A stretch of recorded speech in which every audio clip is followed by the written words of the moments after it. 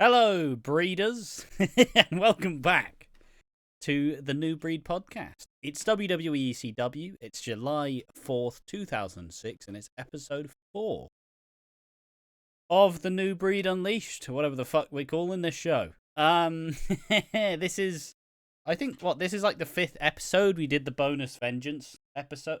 No, did we?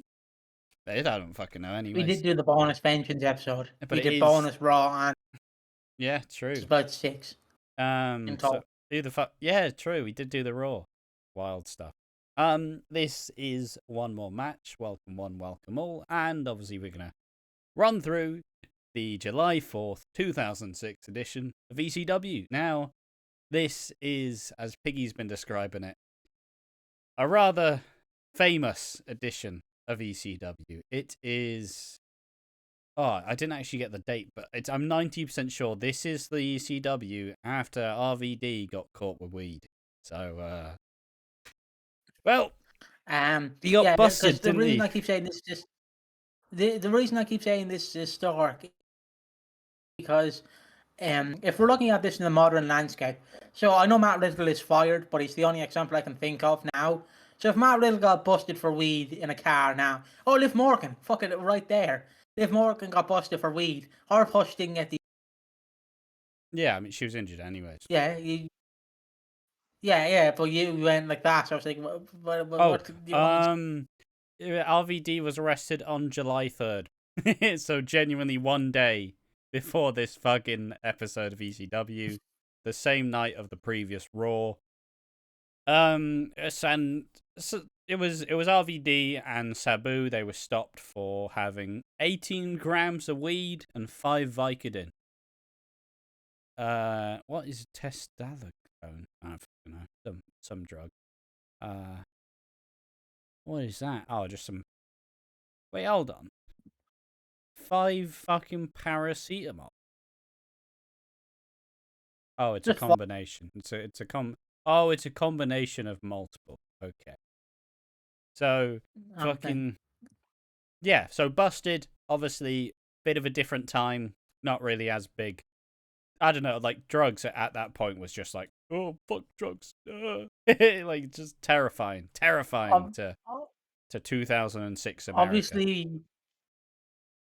Obviously, we're going to see the effect of the steroid scandal again. It's not really a scandal, but more of the oops, we let a wrestler, murder his wife, child, and himself. We're going to see that in Open, and you're going to see the effect of that. So it's funny seeing the year before, because I believe, or if I'm not mistaken, I believe in this wellness policy that you had in 06. You could literally just go to your mate Jerry, look, can you piss in this cup? And I'd be fine. I mean, that's just how everybody escapes the wellness policy, really. CM Punk, hey, piss in this cup, please. Why? Yeah, all right, mate, sure. My favorite one of that is, I don't know if you've heard the Scott Steiner story. No. Of the fucking of the wellness policy test. They went to Steiner, we want you to do a piss test so we know you're not on steroids. You just turn around and went, mate, you're gonna get triple do one, and they were like, yeah, you don't have to do one. It's fine. You do not have to do one. Fucking what a power play that is. That's impressive, I'll say that much. But yeah, let's get into it. ECW now has its actual introduction now with the bodies hit the floor by drowning pool. It's got this cool stylized like imagery. It's a pretty fucking sick intro, if I fucking say so myself. Good job, lads. Keep it up. Because I don't know, we didn't really see they didn't have an intro up until now, really.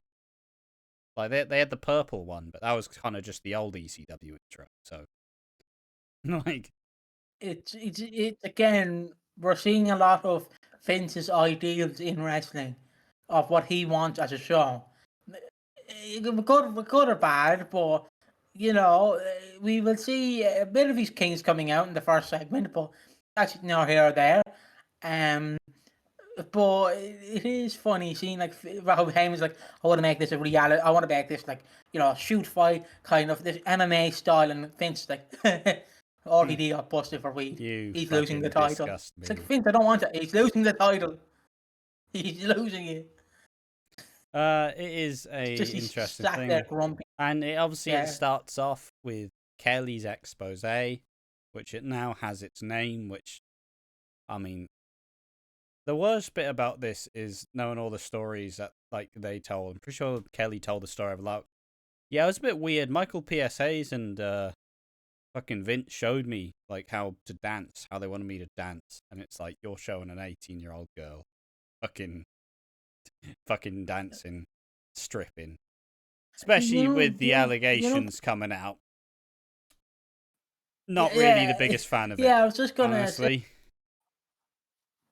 I was just gonna say that, like, you can see, like, I don't want to say you can imagine because it's a horrible image, but you can definitely see Vince in the back of the production truck or wherever he is, basically standing his ground, just going, fucking, oh yeah, Kelly, do that, Kelly, and like he's the only one who's enjoying it. Maybe John Laurinaitis and some of the other agents are enjoying it, but like he's the majority one who's just fucking like, oh, fuck yeah, and it's like, oh, Vince, you It's just dirty, like like again, an EastEnders equivalent for us is Dirty Dan. He is the Dirty Dan of pro wrestling.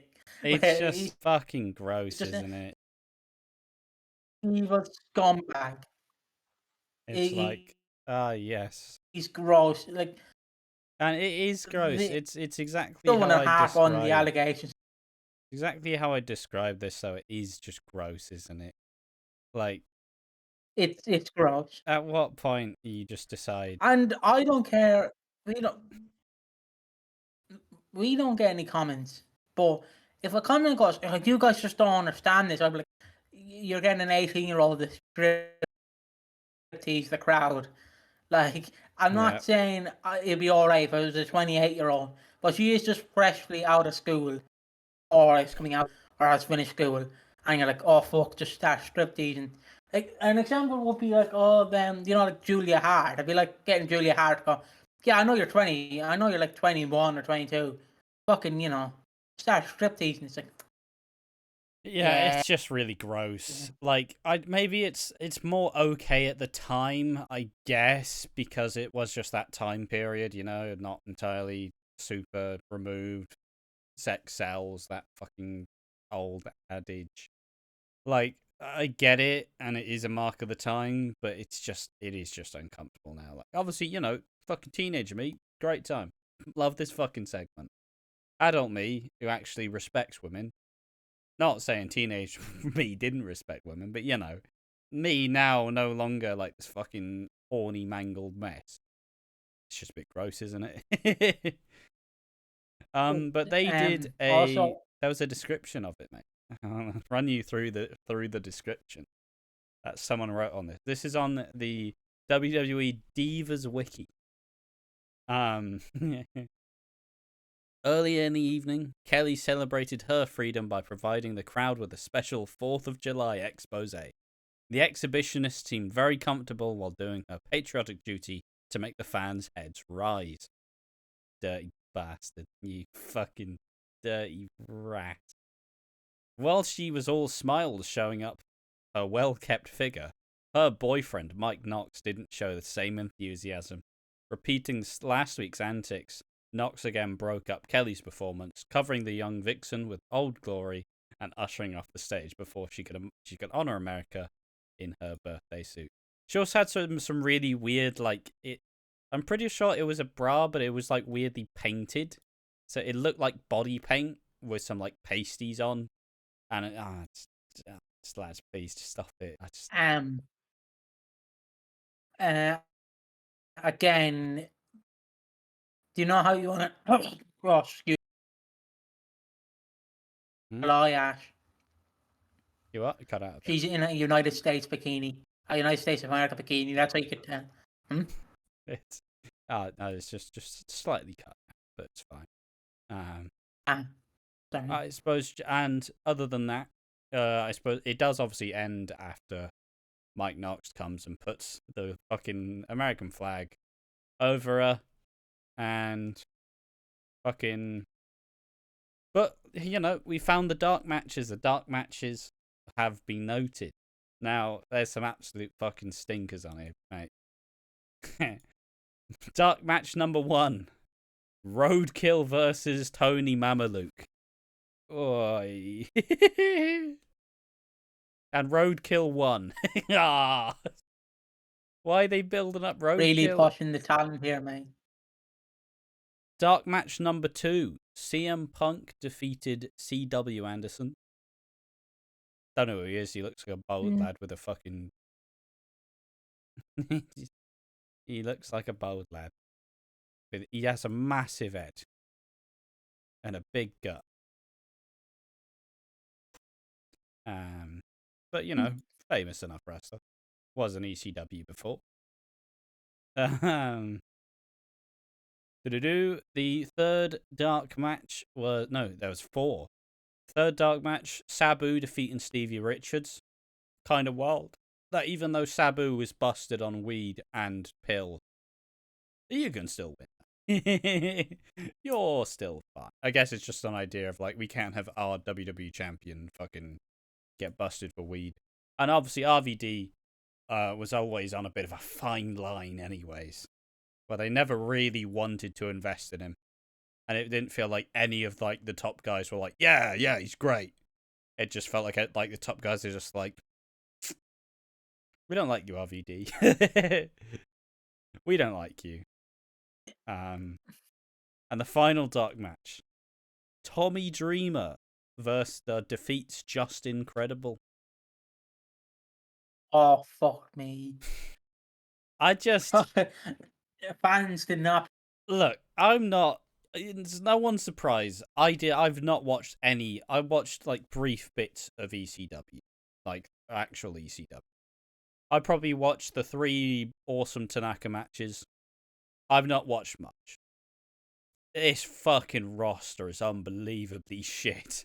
Like, it's so fucking bad. How can you only bring back Stevie Richards, Just Incredible, the FBI, fucking Roadkill, Stevie Richards, Sandman, Sabu, maybe Dreamer, I don't know if I said him yet or not. RVD. Like, you RVD, got... Yeah, Taz, just... Joey Styles. Yeah, but they're not fucking wrestlers. I know, but it's part of the crew. But yeah, I understand what you mean. It's so... It's I suppose it's where... It's where... I don't hate it, though. Because you have a good foundation. You have an okay... You have a foundation. You have one of the foundations of all time. You have a ground floor. And then, you know, the CM Punks to show up. The tests. The fucking... You know, bring in all these younger talent. Kevin Thorne. We need to not forget his little segment. Because it's not listed. But we need to not forget it. But it's, you know, it's an interest, like, it's a good floor to build off of. Like, you know, get CM Punk in there, get fucking Kofi comes at some point, Evan Bourne is at some point, Swagger even. Like, you know, there's a lot of, like, good enough wrestlers who, in comparison to the actual ECW guys, they're fucking sick. Like, they're actually trained professional wrestlers. Fucking hell, here we go. I don't say that New Jack will come for you. I know he's dead, but he'll come for you. Even New Jack, I wouldn't even... I know New Jack's, like, fucking... He's a piece of shit. But, he was pretty fucking entertaining, like... wouldn't trust him. In, honestly, I wouldn't trust him on EC... I wouldn't trust him on TV. But he did know how to rile up a crowd. He was a loose cannon. You know, you can't fucking bring New Jack in. Like, he'll do his best, but there's a chance he just gets pissed off and just tries to batter someone. It's like, fuck. Who was he fighting this time? They just beat the piss out of. I think it was Would it Gypsy be Joe. the old man? It would have. Yeah, it would have been Gypsy Joe around this time. I know it's probably a year or two before. It was like He was like 72. So, like, obviously the story is, Gypsy Joe wasn't selling for him. And it's like, yeah, he's fucking 70 years old. He's not... Mate, he can barely fucking walk. He's not going to sell that well. So then New Jack just beats the fucking shit out of him for like 30 minutes. And like, fuck me, I don't know how hard this cunt's skull is, but he takes a full metal bat to the fucking skull, and it's like, oh, Jesus. Like, if Gypsy Joe wasn't a hardened bastard, he could have fucking died. Like, it was that bad. It is. Did you ever go through that little spat of, there was a big like craze of going through all like the shoot matches? Did you ever indulge in those sorts of things? 'Cause I watched a bunch of them. None of the shoot matches, you know, where like, oh, they just fight. Oh, never really been my style. Because I don't mean this rudely, but it's hard to take a shoot match and a wrestling match serious. Because, you know, even though it's a shoot match, in quotations, you know they're fucking calling the spot. Well, no, I understand it's not going to be seen. Like the actual shoot matches where they just get pissed off and just bat the fuck out of each other. No, I've never really I think you know the great. I think it's. I don't know, like the guy in the massive like yellow tights who faced fucking Antonio Inoki, and he wasn't selling, so Inoki just beat the fuck out of him. Yeah, I've seen that one, all right. Yeah, but I haven't seen many. But you know, it's not a work shoot match. These are just people just getting fucking angry and beating fuck out of each other. And obviously my dad's probably watched more of that. You're not fucking telling me that the time that New Jack pulled out a knife. Yep, just a spot, guys. Go on, stab spot. It's like, fucking hell. No, I watched a bunch of them. It was kind of like a morbid curiosity because, you know, like when wrestling becomes real, that kind of thing. But yeah, it just shows how fucking mentally deluded a lot of wrestlers are. It's just fucking bastards. It's funny because the thing is wrestling is not just a one-man show. You have to have people in there who'd go, look, if you fuck up, we will bring you up. Don't worry. But like there is some mental bastards out there that like, you fuck up. That's it. If you fuck up, we're fucking you up. And it's like, mate, you're only getting paid 50 quid. Calm down. Yeah. Because you look at New Jack, for example. I understand it's been talked to death, but the mass transfer incident is just so fucking funny to me. I know it's not supposed to be funny, but it's just like New Jack. I can't play. It's funny because it's just fucked up. Actually, no, that one, no. I'm thinking of the one where he fucking throws the cunt off the scaffolding. I know it's what you're on about. Have you watched the Ring on that episode where they got New Jack on it to talk about throwing the man off the scaffolding? Because New Jack said that he famously tased his legs. He couldn't because he wanted to kill him because the man broke his arm like the year before. Like, so New Jack legitimately wanted to kill that guy on the scaffolding. He tased his legs and fucking threw him, and he wanted him to miss the table and land right on the floor and hopefully die. That is generally, guys, you can quote me on that, but that's generally what New Jack said. He wanted the motherfucker to die. Yeah. It's generally what he said, something along those lines.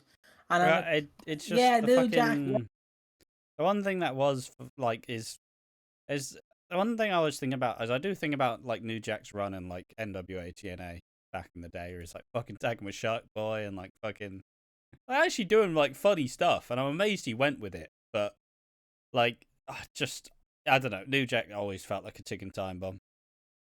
Unfortunately.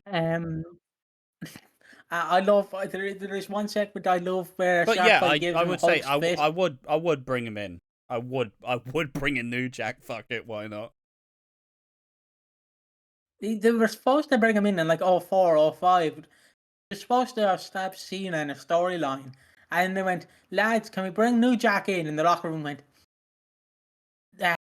Vince, not gonna be a great decision, boss man. Not gonna be a great decision. And they didn't bring him in.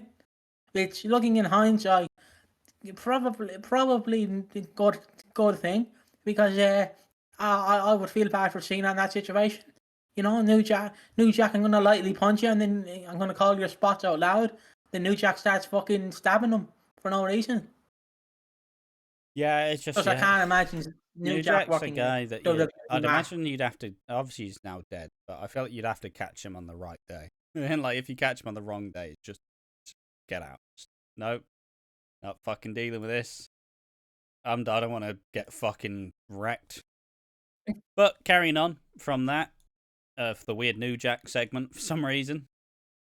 So after Mike Knox goes ahead and covers up Kelly with Old Glory, he comes out and wrestles a match against fucking crack addict looking Nunzio. Or coke addict, I'd probably argue. He looks rough. He looks like he's been snorting lines for the last 20 years. He's got the bags. He looks a bit shaky. Oh, Jesus. And he still has the WWE theme where they don't know what theme to give you. It's fucking, it's like, yeah, it's Mike Knox. That's my man. That's my man. And he comes out fucking. I know how you went Irish. No, That's my man, boy. That's fucking farmerish, mate. That's my area. That's my man. Fuck him up, Michael. Get his ass, Michael. Go on there. Ooh, mate. Fucking hell. He fucking picks him up for a fucking. Ooh, he's battered him. He has.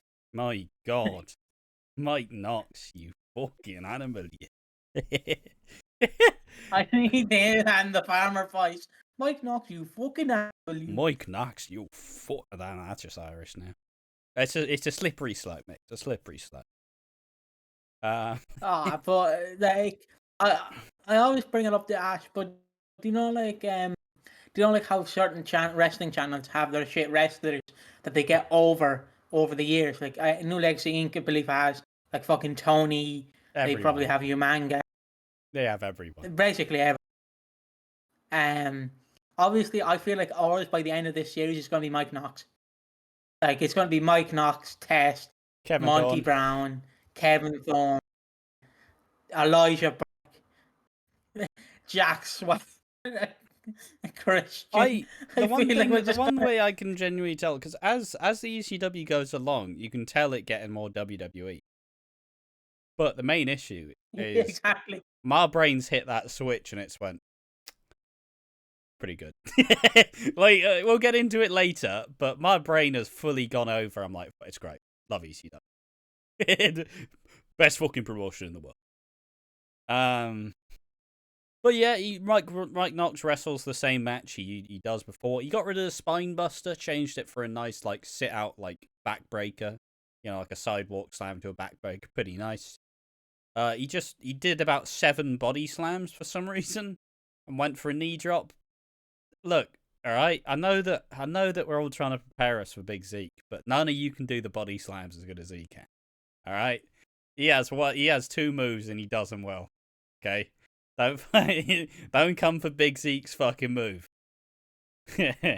I'm ready. I'm ready for the shit. But finish. What is even his finish? Is a Blade Runner, like a fucking Jay White Blade Runner, fucking like spinning flatliner. It's great. Love it. Fantastic. Some say he does it better than Jay White. He does.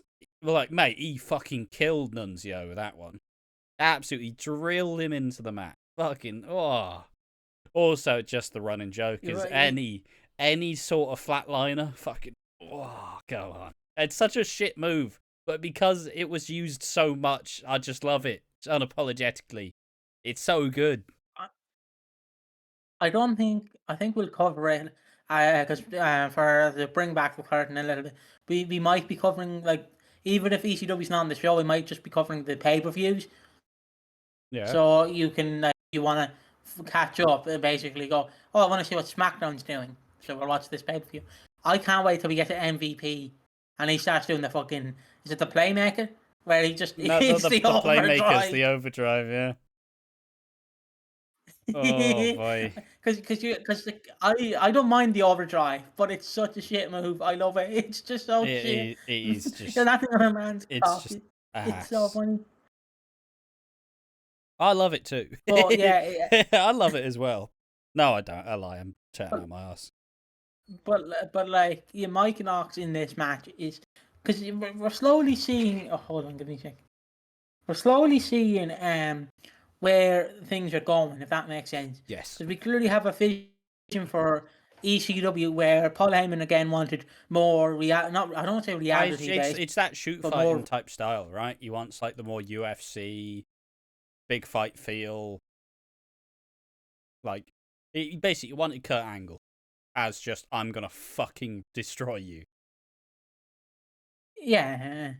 I do feel like as a bonus episode one time when he eventually does debut in TNA will be fun because I think it's the greatest debut TNA ever did. It's just like Olympic star, Olympic star, and he fucking and he breaks the sound barrier. It's fucking epic. But yeah, Mike Did he Knox. have his Speaking of Mike Knox, iconic TNA thing, or did he just show up?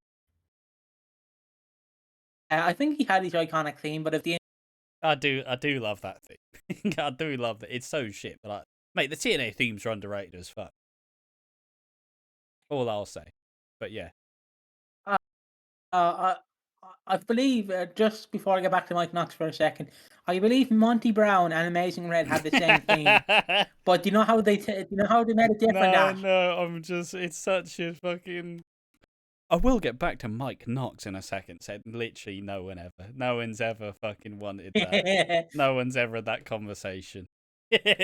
Before I get back But to Mike Knox. Oh. do you know how they went how they would change Amazing Red's theme to Monty Brown? Hmm? So you've obviously heard Amazing Red's theme. It's the fucking it's like that fucking. It's supposed to be like I think Disturbs Down with the Sickness. Oh yes. So all they did to make a Monty Brown is pounds, pounds. Yeah, I didn't Only added fucking the word pound. realize how much. Like, because I've never had the reason to watch any Monty Brown. So I didn't realize how much his theme is just Down with a Sickness. I didn't fucking realize how fucking ridiculously it is just Down with a Sickness. It's mental how he did it, how they didn't get sued. But like I always say, whoever does themes now, you make it like songs again, like rip off of songs because Yeah. that's the best way to do it. Who wants to hear Who wants to hear Nirvana "Smells Like Teen Spirit"? And we can hear DDP's version. Self Yeah. 5 What?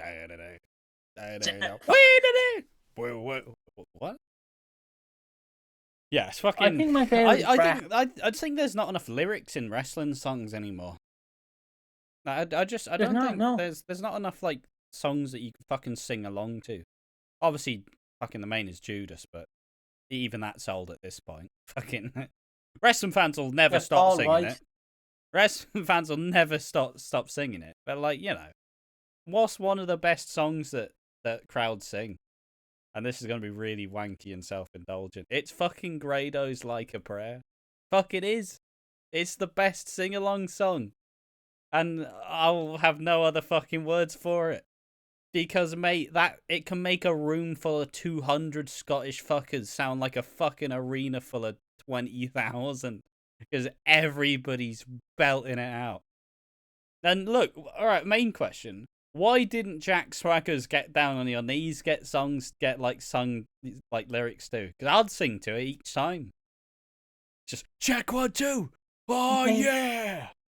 I'll get you on your knees. Like fucking, it's like Kurt Angle when he's doing the fucking. I'll bring you to your knees. On your knees. Like, come on, why is that not a fucking thing? All right, that's the best song. It's like David Otunga's like, it's all about me. It's all about the power. Like, mate, there's so many banging themes, mate. I get the feeling best fucking. It's all about me. It's all about the power. Exactly. The best theme was, you know, before the B Team got their really shit, like, comedy thing. But this is a deep cut as well. They had this theme called, like, Battle Scars. Where it's like, it was this just fucking sick fucking rock track. It's like, oh yeah, fuck me, they're gonna fucking win. There's battle scars. Oh, yeah. Come on, B Team. I brought it up before recording. this at some point. Yeah. But because watching Deadlock bring it up, I just Devil in Your Six has fucking won me over by fucking Doc Gallows and Carl Anderson, because I want to describe it for people. So they were basically, the song is basically going, and the devil made us. The devil, like, he's basically implying that the devil is Triple H or Vince or whoever you want to believe, and then they were fired. And they're basically going, we took the money, fuck off. And then it's like, we're never going back to WWE. We fucking hate WWE. What's that? No, All my oh, fellas hate WWE. It's bad. Oh, hello, 50,000? Yeah. Best company in the world. But you were just saying how I fucking hate. I love I don't. I will fight anyone on it. WWE. I love it. I love. I don't care what people say. They're only hired because of AJ. I don't care. Yeah, of course. What value does Carl? They were hired What because fucking of value does Balor Carl and Anderson bring? nothing. Like, At look at it. least What? fucking Gallows has his little spin kick. That's all he needs to do. Like, but how has he still got a job? How has he still got it? I don't understand. They don't fucking do anything. Like, I don't mean to shit on the Good Brothers, but like, why how not? the They're fuck fucking they shit. How are they implied? How did that conversation with Triple H go? Yeah, we've been really missing you, Luke and Carl. Come back, will you? And it's like, all right. How much are you offering? Oh, you're offering this amount. Yeah. But yeah, back to Marquez. Back to Mike Knox. Who's basically the better Luke Gallows. It's fun seeing Mike Knox here. Also, I'm just going to briefly touch upon it. Oh, fuck. What tangent are we going before on and now? after this, before this segment, Big Show came in and goozled up Paul Heyman. He sexually intimidated Paul Heyman. He fucking just grabs him like a little child. He fucking comes in. Hey, Paulie. Fucking strokes his head. You told me if I jump ship to ECW, I'm gonna get a title match. And then Paulie's like, yeah, Big Show, I'll give you a title match. But you know, it's not on brand for the ECW guys. And then Big Show's like, I wasn't asking. And like, fucking still hand on his fucking head. It's like, get your fucking fat fingers off me, Big Show. You fucking drab cunt. What's wrong with you? Stop touching me. I want my personal space, Big Show, please. And then the next two, Paul Heyman and RVD, basically RVD telling Paul, I'll accept the match. RVD goes to see Big Show. He confronts Big Show and then fucking slaps him in the face. He does the Tommy Dreamer thing that Dreamer did last week. Big Show. You've gotten a title match, have you? I like it. Smash. Fucking did it again. We saw that with Dreamer last week. You can tell that they're like, well, fuck me. Big RVD's gone, lads. It's great. Can he not be? Can he not be gone, please? Now it's the match. What match? The test match. Yes, before that, Test gets an introduction saying Test is coming tonight. And I believe Sandman comes out, doesn't he? You fucking hope he does, dirty bastard. I don't know. Some section. I believe the Sandman segment is Sandman segment is slapped in here. A man dressed up as a priest but is just a potato cuts a promo on the ECW crowd. He jumps the barricade like, I just want to say something. This TV show is shit. Well, he doesn't say shit. There's the violence, the swearing. It shouldn't be on TV. ECW sucks. And it's working. The call and response is working because then the crowd goes, We want Sandman. It's like, well, about two members in the audience started chanting. That'd be real weird. I'd love to say it was more, but the crowd's shit. I fucking hate the crowd. They're garbage. And Sandman comes out, smashes the fuck out of him, fucking hits him in the hole. Mate, imagine if a wrestler's gimmick is that they just like, in like, I don't know. I swear it's a joke in some of the like Asian countries where if someone like stands up, you just have to go like, whoop, and then you fucking sit on it. Like, what would you do if it was someone's gimmick where they just went, whoop? Oh, fucking hell! Oh, That sounds sexual harassment, like. But it's ECW, ECW. Also, we forgot to talk. Obviously, you don't actually fucking get them up the hole. We forgot to touch on in the Mike Knox segment. They start saying you suck dick, and it was either Mike sucks cock or it was Knox sucks cock. But either way, it's just garbage. Like, because we forgot he cut a promo where he's like, guys, Kelly is my girlfriend. And what you expect is for the crowd to go, boo. But they fucking don't. They just go, you suck dick. It's like, oh, fucking, well, you're 5 years old. And then it carries on. It's funny, though. It's funny. Mike sucks cocks. Oh, guys. So you get it's a different time, but fuck me. Can you stop being children, please? Please. Yeah, you have to admit.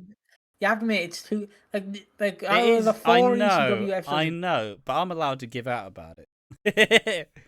No, you are. It's just that out of the 4 ECW episodes we've watched, this is the most excited the crowd's been. True. And they've actually been involved. True. Because the other times Mike Knox would be like, guys, she's my girl.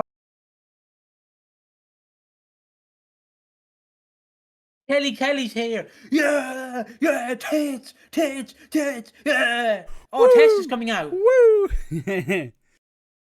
But yeah, so carrying on though. Kelly's back. Yeah. Test does come out. Yeah, he's got a nice little variation of his theme. It's got a fucking sick bass riff. Fucking comes out. Oh, fucking hell. We go. Yeah, fucking yeah, Test. But obviously, the elephant in the room. He's fucking juiced up to fucking heaven. Everything's swollen. Everything's just large. Like, mate, what? The show how dodgy wrestling is. Test was he was a tall geezer. He didn't have the best physique. He was still fucking ripped. But now he's just put on about fucking 50 pounds of muscle. And it just looks wrong. Like, I'm not one of those like bodybuilders where it's about just getting the most muscle, because I think that's fucked, I think bodybuilding should be about looking nice. Like fucking you get that nice like fucking triangle where you're fucking ripped as fuck, you got some like big arms, got some nice fucking pecs, got some nice abs. Like, I don't want you to just be like, oh yes, here's every single muscle in my body. And like you just see all the veins pop out. Like, nah, none of that shit. And that's what Test is. Test is disgusting. I feel bad, but he's fucking, he's fucking disgusting to look at. I don't know. I don't know if I told this story, but I think the story goes when TNA brought him in as Andrew Martin, obviously with Sting and Samoa Joe. I want to say. So if I look up, that's how I think. When they brought him in, and then the steroid thing obviously came up because Benoit just died, and they want to check steroids in wrestlers. I want to get more procedures in. Test went, guys, you gonna use me? No, you're fired. No, fuck off, mate.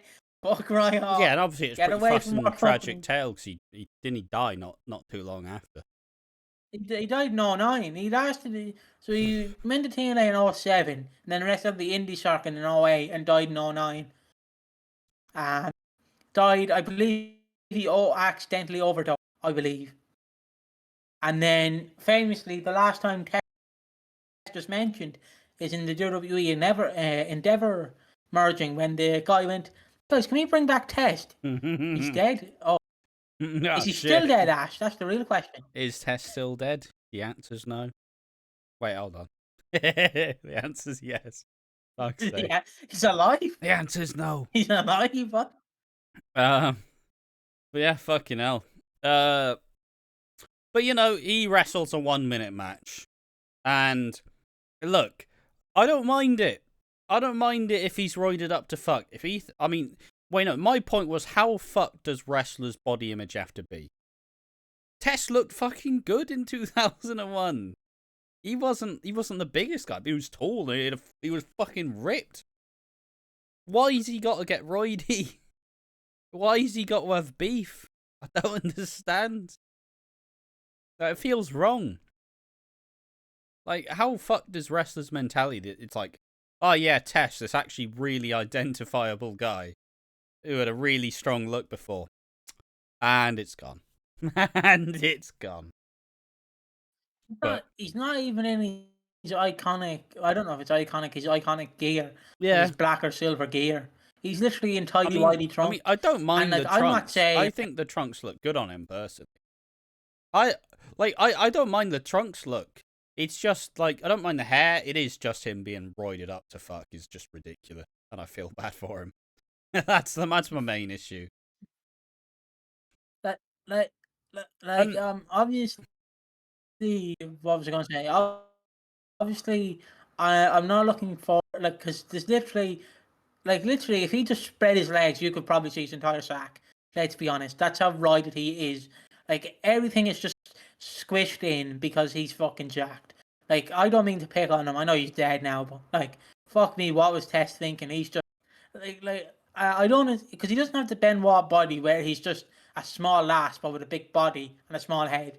But he fucking has, as you said, the Andrade body where he's just beefed and nothing else. He's just pure beef. Yeah, But yeah, Test. And I don't mind it if he can still move. It's just he hit his big boot and he barely got up to his fucking knee. It's like, oh, big test big boot. It's one of the best big boots in wrestling history. And he got to Al Snow's stomach, and it's like, fucking hell. And that's who he's wrestling, by the way. Al Snow. To be fair, Al Snow kind of went under the same fucking transformation, didn't he? Because he's now fucking ripped as shit. He's juiced up to the gills, giving angry wrestling seminars. Fucking, what a mardy cunt Al Snow is. He's so unreasonable. He just yells at everyone. But he made money on OVW, which is fucking an achievement, mate, honestly. How has he done that? How has he managed to sell half of it to someone? How it's OVW? One of their champions was called Cash Flow. Oh, get me out. Get me out. I'm here. I think it was me and Joe talking about it. And he described Cash Flow as probably one of the ugliest wrestlers he's ever seen in his life. He's so fucking god. He's so gross. It's so unreasonable. So look him up and just think of the name. What you see is not what you get.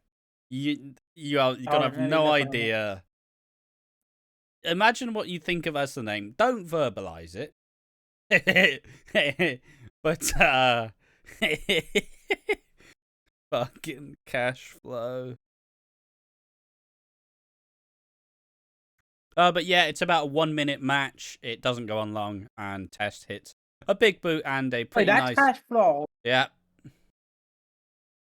I thought I don't mean to. I hope this doesn't come across racist. But I imagine Cash Flow as a black wrestler, who makes money, like JTG and Shad Gasper.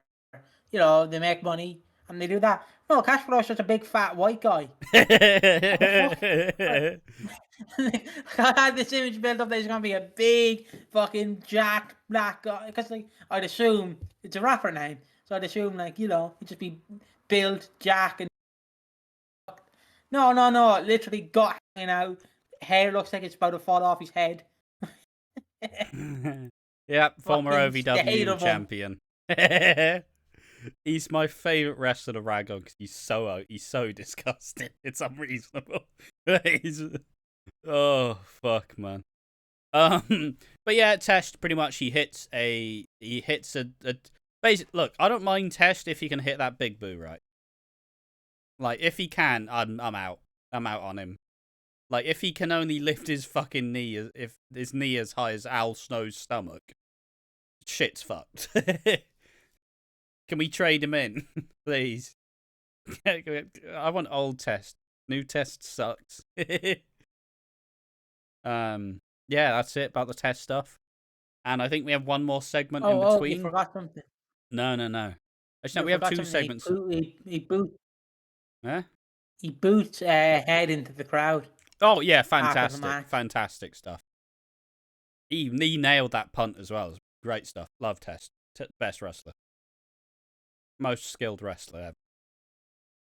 And the segment in between, as we see the, like, we're in this town, we get to see an update to Kevin Thorne. And I forgot how weird he looks. I forget how fucking strange he looks. Because he's got, like, the slicked back black hair. He's got the fucking, I'm just going to describe it as a fucking vampire goatee, where it's got, like, little, like, fucking spikes or whatever. And he's got the red contact lenses in. And instead of just making the faces at the camera, because they realise that looks childish, he fucking spits red mist on the camera. And then it fucking, like, rolls down and you just see his fucking red eyes just staring at you.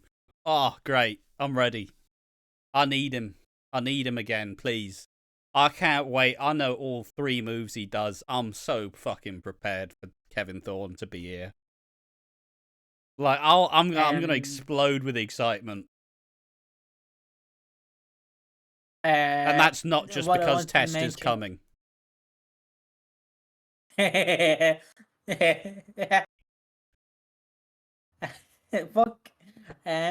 But yeah, also Sabu gets a promo. Basic homicide, genocidal. I am Sabu. That's basically it. And it's like, what? Why? He doesn't need to say it. Get someone else to say it for him. Get a bunch of wrestlers to talk about Sabu and be like, homicide, suicide, genocide. Like Sabu, we know who Sabu is. He doesn't need to tell us. We know who Sabu is. You know, why has he got to talk? He never talks. I don't know if I've heard about Sabu's book, but from what I heard, he basically he starts going, yeah, this wrestler is a piece of shit, and then it's like Test. I'm gonna hide his fucking. He doesn't say it like that, but it's basically like, fuck Test, he's a cunt, and I'm like. All right, Sabu. He just fucking hates Test.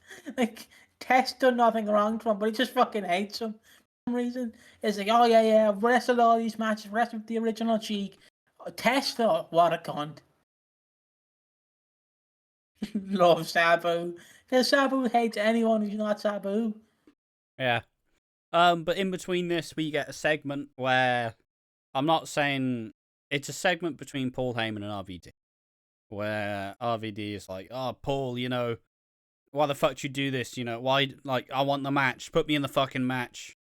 And then you kind of, maybe I'm reading into it a bit too much. You know, I was a media studies student, of course. I feel like you can see the moment that Paul just decides, fuck this. I've had enough of you, RVD. Because he stops responding. And he just looks at him and he's just like, yes, I was wrong. You were right.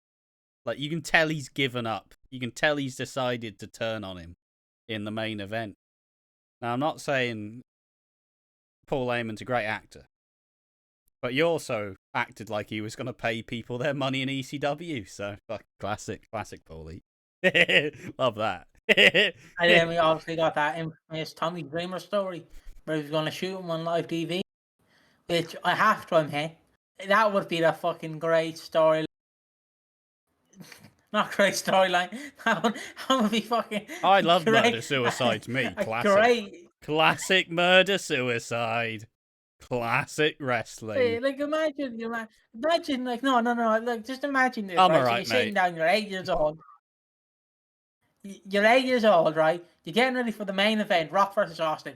You know, My Way starts playing, and then it's like, okay, we're getting to the main event. Tommy Dreamer walks out with a shotgun. It's just like, Paulie, come here, you bollocks. It's just, well, Maui, we're not going to see The Rock versus Austin anymore. And then Vince just comes in and goes, the shows must go on, folks. The show must go on. I mean, it's like that story Because that it fucking didn't stop at my own heart, Dreamer's got some family in the fucking mob. And in one of his first wrestlers, the guy beat fuck out of him. And then he had to convince his family, like, don't kill him. Don't kill him. I fucking kill him. I fucking end him. Uncle, please. It's fake. It's fake, lads. It's not fucking real. But yeah, it was a good segment though. You did see RVD kind of. It just looked like, Paul's like, oh, come on, Rob, you've wrestled a lot lately, you haven't been able to rest, how do you know it's gonna be good? And then RVD's like, no, come on, Paul, it's fine, I'll beat him anyways. And then Paul's like, yeah, all right, sure. it's Paul's that emotionally unavailable boyfriend where it's like, oh, we'll do all this adventures, and he's just like, yeah. I really just fully given up on everything. He's not the man he used to be. Let me get to the main event, and let me fucking tell you, it's an 18-minute, 18 Big Show RVD match in 2006. And honestly, it wasn't that bad a match. Like, it was pretty good, in my opinion. What do you reckon? What do you think of this match?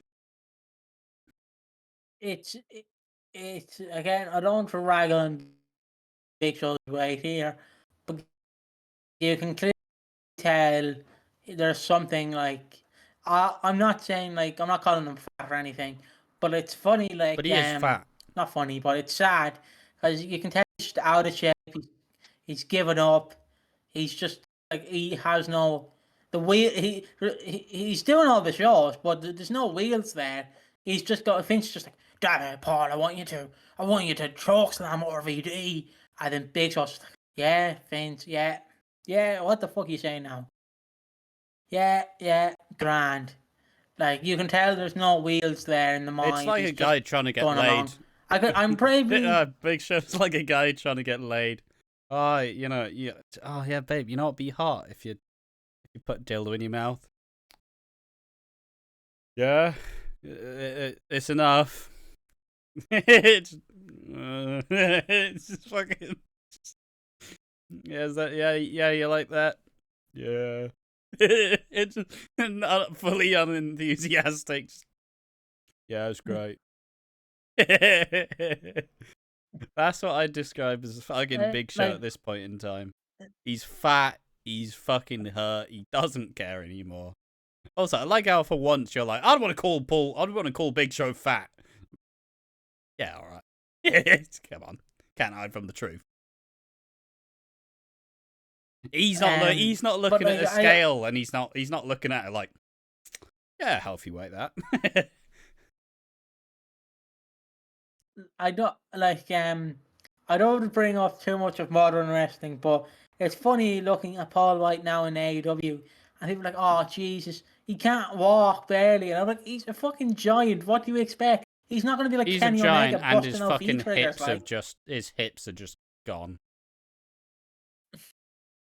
But I'll never forget though, just that all in and just, well, it's been a long road, and he just comes out and I'm like, okay, what's Paul White doing here with Anthony? He comes out with Anthony Ogogo and Grado, and I'm like, well, at least Grado got into Wembley, fair play. Fucking, I don't know why the pre-show was 2 hours. Like, lads. I don't know either. Lad, you had nothing on that pre-show. Regardless. It's a decent back and forth match, honestly. There's some cool moves. Big Show does like a little fucking like pump kick. It was fucking delish. RVD does all his special moves, and they actually treated. We say it's an Extreme Rules match, which is kind of dumb because it's ECW and the rules don't fucking matter. And like one thing I did find funny is fucking Big Show managed to find a way how to do a bear hug and lie down at the same time. Like a classic Big Show. How can I wrestle this match on my back? Okay. Like, it's fucking unreasonable. Like, fair enough, he is a giant. Like, that must be fucking rough for him. But it's just funny. And you know, big RVD hits all his offense, hits a little like fucking like what's that on like the outside, that fucking bit does a little spinny Man kick. Terminator. The old guillotine leg Man drop or whatever Terminator. it's called. Yeah. And it's just like for an 18-minute fucking Big Show match in 2006, I was pretty pleased with it. Like, anything else to say about the match before we get to the finish? There's not much to say, but it is fucking funny just seeing Big Show trying to wrestle. Like, Well, like, he did a good job like, though. He did a good job. he did do a good job. Like he'd probably do a better job than I could ever do. But like, I want to see him versus Kurt Angle. That's what I want to see, baby. Fucking 300-pound Big Show fucking fighting Kurt Angle. Who doesn't want to see that? Kurt Angle trying to take down the. Also, isn't there a segment? I might be thinking of the wrong guy, but isn't there a segment where Kurt Angle gets a tranquilizer and fucking tranquilizes Big Show and shaves his head? I'm pretty sure that's a segment. It is. I am pretty sure that's a segment on SmackDown. Yeah. In 2005. Yeah. So there's history there, Ash. There's history. And Um. also, Yeah. no, I should have let you get to the finish. Oh, all right. So the finish comes in. Big Show colossal clutch and launches the fucking ref away. And obviously RVD takes the advantage. Goes for the like Van Terminator with a chair. Big Show's knocked down. Goes for the 5-star frog splash, but the ref's not out. And it's like, oh shit! All right. So then Paul Heyman runs out, and he goes to count the 3. I just goes 1, 2, and then the crowd fucking does the 3. So RVD's like, yeah, 3, fucking 1. But obviously Paul just stands up and just like, fuck you.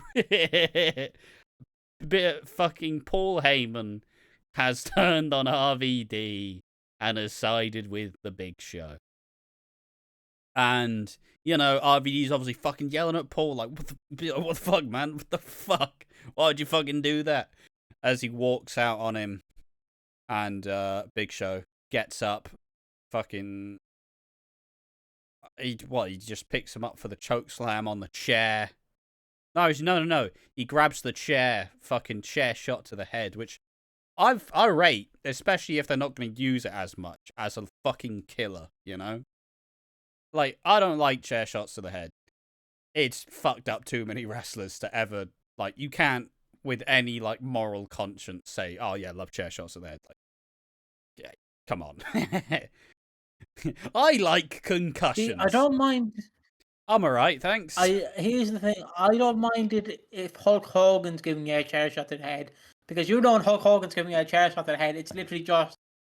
Oh, yeah, like, it's safe as fuck. But, No, like, you know, hard no, chair shots to the head, it's not a display of toughness, it's just being a reckless cunt. Just don't fucking do it. If it's meaningful... But I honestly don't mind. The only I don't time mind I'll it as accept like it a is if you're doing a super beatdown. finisher. Yeah. Like fucking Sean Spears had his AEW career made because he smacked Cody with a chair around the head and he bled. Like, that was the only reason he stayed there. And it gave him a gimmick for like 3 years. Fucking... I am the chair. That's a sick gimmick. Fucking love it. Don't care for Sean Spears. Regardless, like, I'll take it in this setting because, you know, it's like the biggest betrayal, and now he's getting cunted in the head. Like, fuck. And then obviously, big like Paul's like, oh, you know, on the chair, Big Show, and obviously chokeslam on the chair. Paul Heyman counts to 1, 2, 3, and now we have Extreme Big Show as your WWE ECW World Heavyweight Champion. And the worst part is like I said, my brain's hit the switch because the second that match ended, I was like, yeah, fair play, good finish. Like, fucking no, it's ECW becoming nothing. It's the show becoming worthless. It's Vince's fucking way prevailing. But my brain goes, oh, good swerve. How unreasonable is that? It's the death of ECW as we know it. Pretty good. What did you think of the fucking of the turn? It's just I'm imagining, I like to imagine, right? So it's just Paul Heyman and Vince McMahon in a meeting, and it's just Vince go, well, Paul, RVD was busted for weeks, so I can't really think of a better person to put the title on. Well, Vince, actually, there's Kurt Angle. Can't think of a better guy to put it on. Yeah. There's Sandman. Put it on. There's Nunzio. Can't think of a better guy to put it on. Big Show. What? No. And you're going to turn on RVD. I don't want this. You got to do a panel or you're fired. Yeah, this is the first real fucking nail in the coffin where it's like, all right, yeah, sure, fine, Big Show, ECW champion, fine. Like you can tell that Paul has just decided, fuck this, I don't care anymore. But it gets better, doesn't it? Does it? No. No. It does not get better. No. I don't mean to spoil next week, but I think we're in the Hammerstein ballroom. And I tell you what, Ric Flair is getting a match, guys. There's your teaser for next week's ECW. Oh, Ric Flair versus fucking. But it doesn't. But I love the idea of Big Show being anti-ECW. But the problem you run into is you're having Vince McMahon book this, not Paul Heyman. Paul, I feel like, well, paying wrestlers he can't do, but booking he can do. Obviously you give he's mainly the reason why the Bloodline storyline is so good because he's booking. Well, it's ran its course, but he's the main wheel behind it. Is he? It's not him entirely. It's obviously Roman and some others, but he is also the guy who's helping them. I just. And we don't know that. And we don't know it. I'm just gonna big up Paul Heyman. I feel like you're giving him a lot of credit. I'm sure he's had a lot of we do this, it's smarter, it's better. I'm sure he gave his input, but fucking you're playing the Paul Heyman skin flute, mate. Yeah, exactly. Best booker in the world. Best booker. He doesn't need fluffing.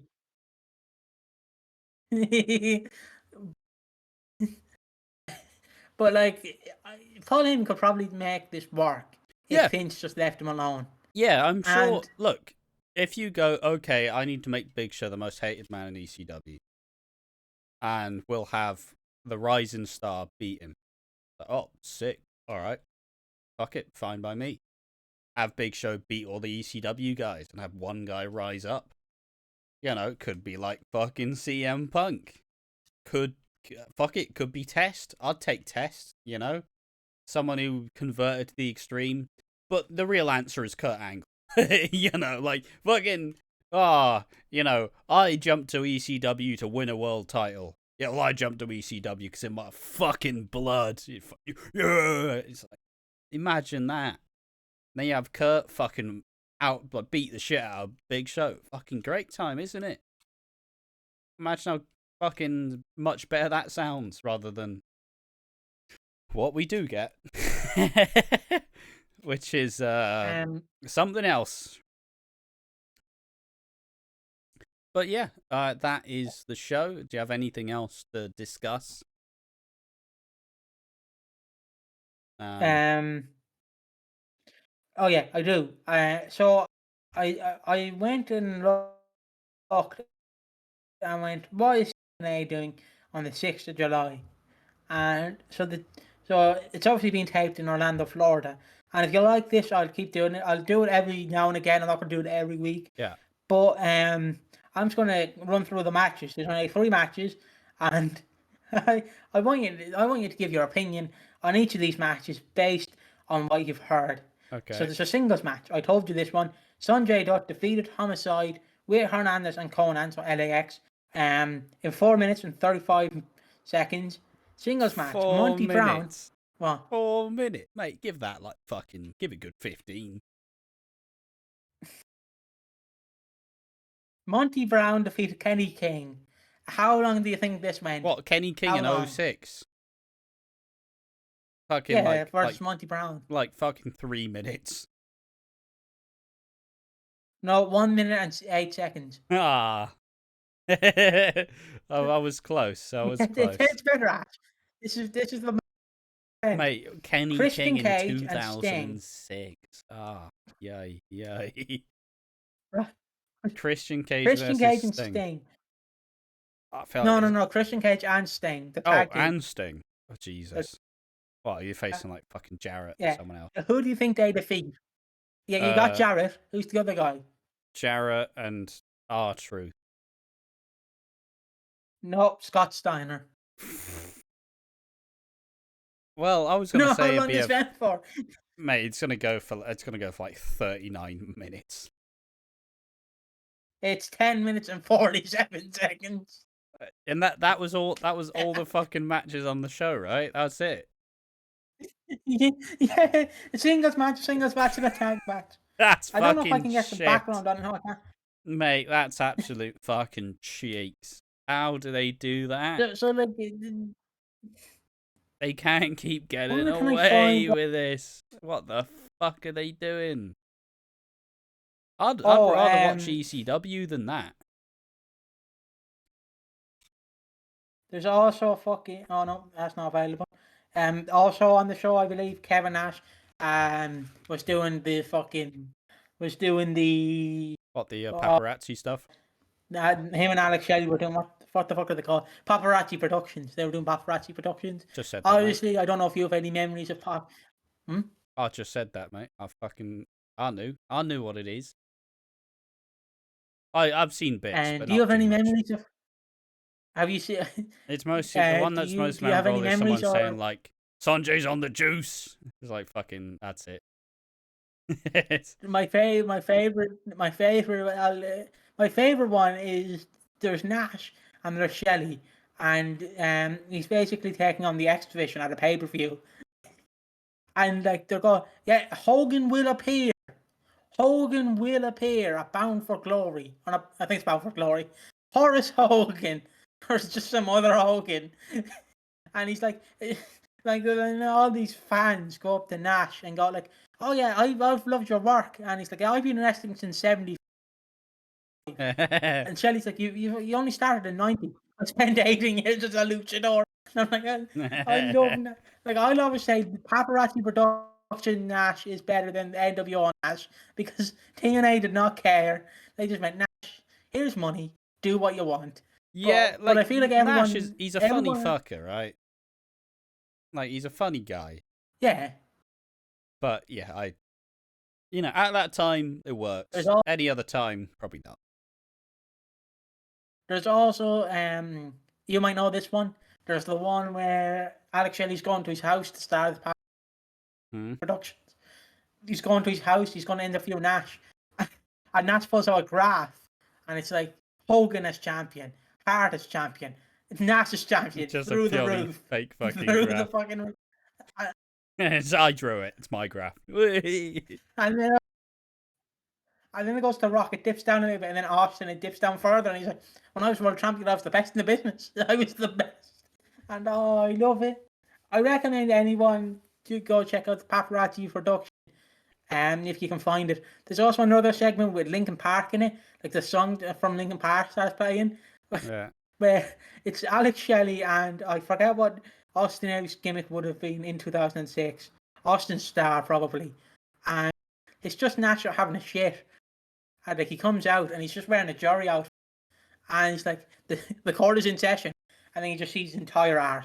He just sees entire fucking ass, and he looks back at Shelley like, yeah, it's great. Yeah, that's what TNA's doing in '06.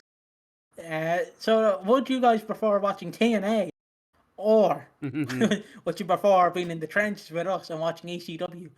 Or would you rather be in the Impact Zone?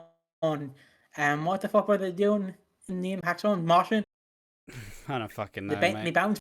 Yeah, yeah. So let us know, would you rather be in the pit or would you rather be in the trenches? I don't want to be But in the yeah, I'll pit. then ask I you, never yeah, want to be Joe. in the pit. I just realized I don't know why I'm gonna date this entirely. Fucking Elimination Chambers at like 5:30 on Saturday. That's fucking banging, mate. I'll watch that. Easy. Regardless.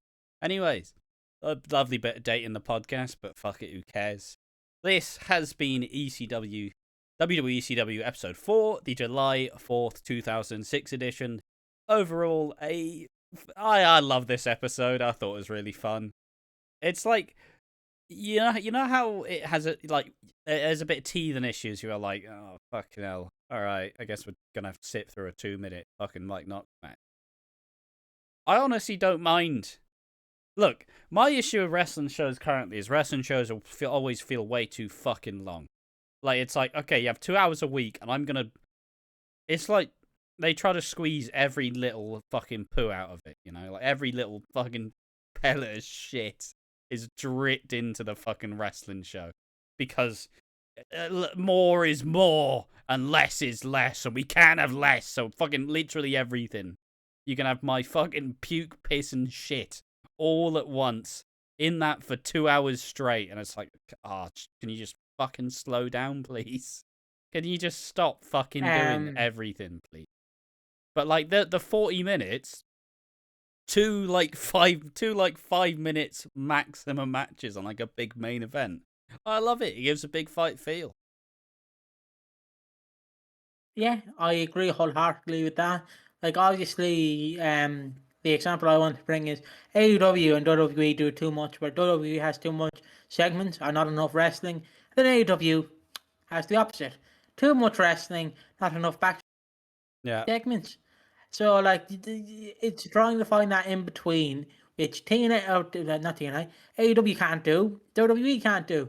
So, there's only one place we can go, and it's back in time, baby, to 2006.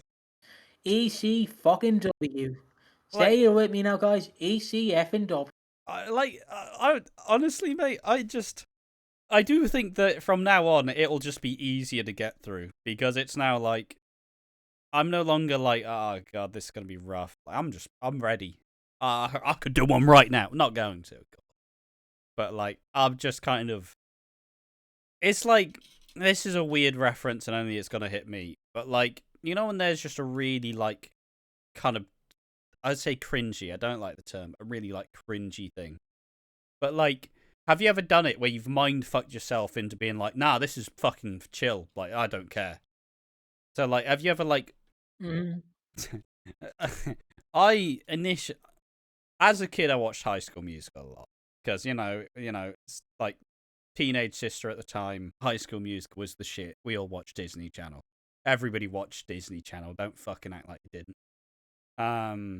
And watched a lot of High School Musical and tried to rewatch it as like a teenager. But obviously at that time, it's like the edgy teenager. Like, oh, it's fucking shit, Lee. It's fucking shit. But I was cringing through it, and I'm like, this is just so awkward and campy. And then I decided, fuck it, the camp is good. And then suddenly, just everything, I'm just like, yes, fucking bring it all in, boys. This is fantastic. And that's what I feel has happened with ECW. As slowly as I now know what to expect, I fucking love it. What do you reckon? How do you find it?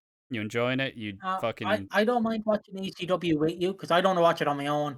I need someone with me to bounce off yeah. it while watching it, and we can just put in the background, and we can talk about what we're doing on watching Walford, and obviously on this channel. Because and then if I watch it with Slater, I'm obviously just to bring them up. They're probably the third co-host, probably. If you're watching it with Slater, it's oh boy, No, you see, Piggy, that's not real wrestling. You go back to 1998, Masawa Tanaka versus Mike Awesome. That's EC fucking W. That's EC. They were in the blood pit. They were in the trenches. You weren't. You didn't experience the real ECW. Like, Jesus Christ, it's only Big Show versus Ric Flair. Calm down. You didn't experience the real ECW. You weren't there. Either were you. You were born in '01. Still, shut the fuck up. It's just it's how I imagine Slater would But yeah, react to like it. has it somehow like jump? Has it crossed over for you yet? Are you just like Oh, it yes, has. It has. yes, Like just whenever fucking? we sit down and go, we're watching it. I can always expect you to be the giddy one, and It is a real like role why did he? reversal Why? because I'm absolutely I don't I'm just a bit more unhinged on this one where it's like, all right, don't say anything mean or rude. Big Show's fucking fat. It's like you have Piggy trying to be the more reserved, less fucking out there one. Not on this channel. That's me. I'm making all the weird analogies. I'm using all the similes and metaphors. I'm fucking having a ball. And that's what's great fun about WWE ECW. Do you like WWE ECW and do you want to see more? Obviously, make sure to like the video, comment, and subscribe on the One More Match channel. It is a long haul project and we're going to be here for a while, but hey, just drop that guard down, get rid of your preconceived notions. WECW is fucking great fun. So you should fucking join us, make it a weekly thing. Put it on before the podcast. Wait for us to see what we think. When's these videos come out? Tuesday. Yeah, so take the 12 p.m. fucking excuse to watch WWE ECW. You won't regret it, all right? Unless you are a wrestling purist, and you will have about 3 strokes. None of the Jeff Jarrett variety. Thank you for watching WECW Episode 4, the July 4th edition, 2006. We've been One More Match, and just remember, there is always one more match.